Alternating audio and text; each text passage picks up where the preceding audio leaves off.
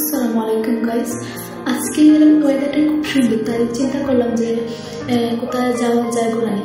এই বেশে কিন্তু না, এই বেশে কীভাবে যাবো, চলো আমরা আগে ড্রেসটা চেঞ্জ করে আসি। চেঞ্জ করে ফেললাম ড্রেস। আজকে আমি শাড়ি পরলাম, আপনাদের বাইরে আমার সাথে যাবে। তো আজকে পরিকল্পনা করলাম আমরা সুনামগঞ্জ বেলিপাড়া যাবো, ডিসি বেলিপাড়া। তো ওটা করলাম গাড়িতে, চলা শুরু হলো। আপনাদের ভাইয়া আজ ড্রাইভিং করে নিয়ে যাচ্ছে।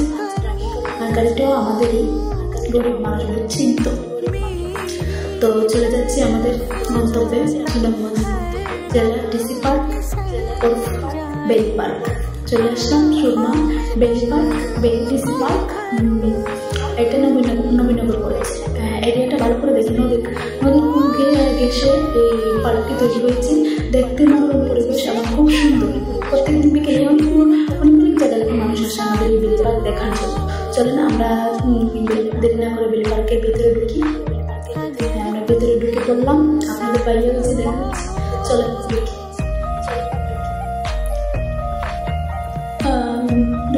আপনাদের বাড়ি টিকিট কেটেছিল, টিকিট কেটে ঢোকা লাগে 20 টাকা টিকিট।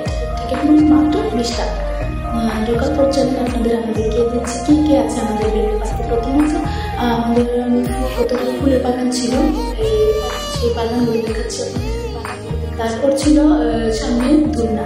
আমার বেলি পার্কের মধ্যে সব থেকে বেশি ভালো লেগেছে দোলনা। এই দোলনাটাই আমার কাছে খুব ভালো লাগছে, তাই একটু উঠে বসলাম দোলনার মধ্যে। আর ভিডিওটা কিন্তু করে দিচ্ছে আমাদের বাড়িতে। দোলনা কতক্ষণ চলে, আমিও বাচ্চাদের মধ্যে দোলনা পছন্দ করি, তাই কতক্ষণ দোলনা চললাম। দোলনা চলার পর চলে আমি সামনে নিয়ে আরো কিছু আগে দেখিয়ে দিচ্ছি। এই যে দেখুন নাগরদোলাও ছিল আমাদের এই পার্কে। তারপর বসার জন্য আভাং চলে আসলাম সেই দোলনায়, কারণ দোলনা আমাকে ছাড়তে চাচ্ছে না, আমি দোলনাকে ছাড়তে চাচ্ছি না। কারণ দোলনা আমার খুব ভালো লাগে, দোলনা দেখতে খুব ভালো লাগে। শাড়ি পরে দোলনাগুলোর মধ্যে মজাই আলাদা। তো দোলনা শেষ, চলে গেলাম জায়গায় বসতে। তো এখানে বসার জন্য মনোরম পরিবেশ রয়েছে।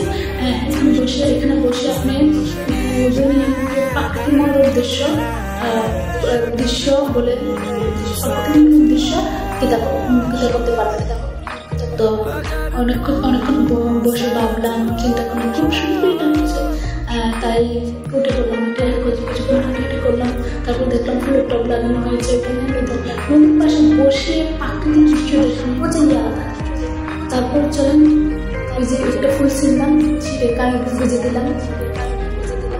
শাড়ি পরে পার্কে ঘোরাবো না, এটা কখনো হয় শাড়ি। তারপর আপনাদের বাড়িকে বললাম ফোন দিয়ে আমাকে প্রপোজ করতে। আপনাদের বাইরে আমার ফোন দিয়ে প্রপোজ করলেন।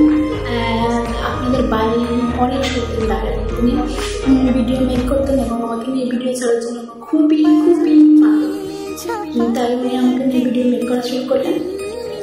তারপর আবার গিয়ে বসলাম প্রাকৃতিক দৃশ্য এনজয় করার জন্য। ভিডিওটা কিন্তু আপনাদের বাইরে করে দিচ্ছে, কারণ এখানে আমাদের ক্যামেরা ভাড়া করতে চেয়েছে, কিন্তু পাই না। তারপর আপনাদের আবার দেখিয়ে দিচ্ছে ওই যে নাগরদোলা আপনারা নিজে হাত ব্যবহার করে চালাতে হবে, কারণ নিজে করতে হবে।